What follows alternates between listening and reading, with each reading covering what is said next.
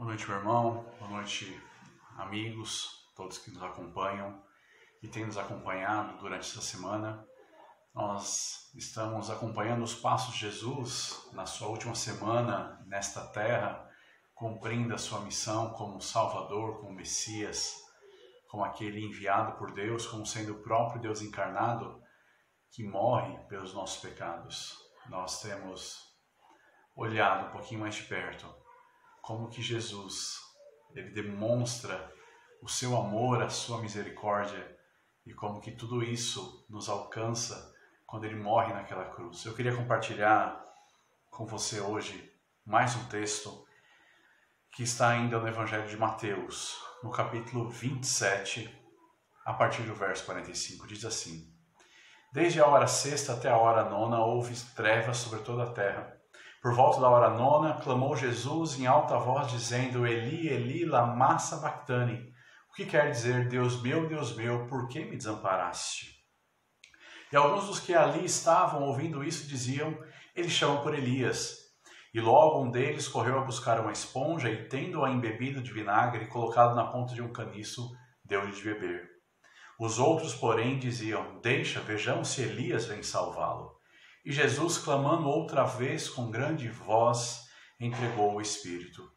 E eis que o véu do santuário se rasgou em duas partes de alto a baixo, tremeu a terra, fenderam-se as rochas, abriram-se os sepulcros e muitos corpos de santos que dormiam ressuscitaram. E saindo dos sepulcros depois da ressurreição de Jesus, entraram na cidade santa e apareceram a muitos. O centurião e os que com ele guardavam a Jesus, vendo o terremoto e tudo o que se passava, ficaram possuídos de grande temor e disseram: verdadeiramente este era o Filho de Deus. Irmãos, nossa sexta-feira está acabando, já é noite e talvez esteja aí onde você está, um lugar bem escuro, talvez a iluminação não seja boa, talvez a lua não esteja dando todo o seu brilho, mas certamente não está mais escuro do que aquela noite de 2000 anos atrás, de quase 2000 anos atrás. Existia uma sexta-feira negra, essa foi a verdadeira sexta-feira negra, quando Jesus ele morreu naquela cruz. Ele foi injustiçado, ele foi caluniado, ele foi açoitado, blasfemaram, brincaram, riram dele. E ele sofreu toda a dor. E ele morreu naquela cruz, consumando o grande plano da salvação. Quando ele fala está consumado, de fato, Jesus ele consuma o grande plano, onde o Cordeiro de Deus, ele morre na cruz, onde o seu sangue é derramado. E talvez para muitos, hoje é uma noite triste, é um dia triste, porque nós lembramos da morte de Cristo. Meus irmãos, quando nós olhamos para o texto bíblico, olhamos ali para a reação dos discípulos, e talvez nós percebemos quantos deles estavam sem esperança, porque a morte de Jesus era muito mais do que a morte de alguém querido. Mas Jesus ele era o profeta que estava ali levando multidões. Jesus ele operava sinais que ninguém mais operava. Jesus ele tinha uma autoridade para pregar o evangelho que os fariseus, que os religiosos da época ali não tinham.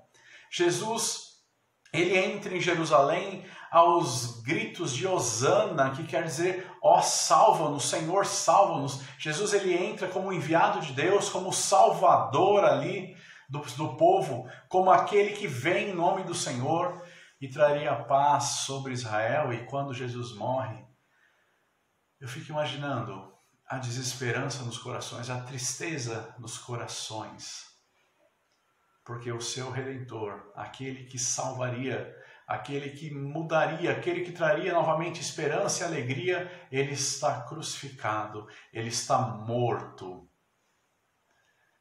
Meus irmãos, talvez essa uma das grandes dificuldades da humanidade quando nós olhamos para situações e nós olhamos apenas com os nossos olhos e nós percebemos que não há esperança. Quantos de nós sofremos por uma falta de esperança? Nós não temos esperança, muitas vezes, naquilo que está ao nosso redor, não temos esperança na nossa família, não temos esperança nas atitudes do governo, não temos esperança nas crises, nós não temos esperança. E eu fico imaginando que essa falta de esperança, ela chegou ali aos discípulos, porque nós vamos vendo depois no relato bíblico, como que muitos discípulos estavam ali chateados, estavam ali totalmente entristecidos, porque a esperança que eles tinham do rei que viria no trono de Davi e que restauraria a paz, que seria o reino perfeito, está morto, está morto. Mas nós louvamos ao Senhor porque todo o plano da salvação é um plano que vem de Deus.